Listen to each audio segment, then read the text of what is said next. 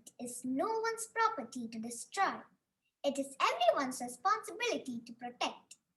Respected Principal Ma'am, teachers, and my dear friends, a very good morning to one and all present here. I am Aysha Mohammed, the newly elected junior head girl. Today, we have gathered here to celebrate an important day, World Environment Day. This day is celebrated specially to consider the issues related to the environment and to solve the environmental problems. Our purpose behind celebrating World Environment Day is to protect natural environment. You know, globally, 91% of the world's population is exposed with unhealthy levels of pollution. Pollution is the largest cause of disease and death in the world today. The environment has a complete cycle to maintain the proper balance on Earth.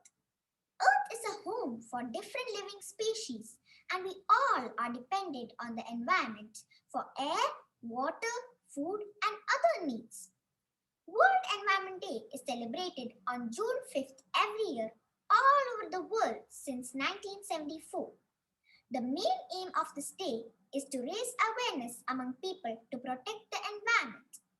World Environment Day comes every year with a new theme, which is assigned by the United Nations. The theme of World Environment Day 2021 is ecosystem restoration. Issues like pollution, biodiversity, global warming are the main focus on World Environment Day. On this day, many actions and programs are organized to support and protect our environment. Saving the environment is in our hands. We all should contribute to save the environment by planting trees, reducing the usage of plastic, and saving natural resources. The environment has given us so much. Now it's our duty to keep it safe for the next generation. Taking care of the environment today will promise us a happier tomorrow. I conclude my words with a simple message.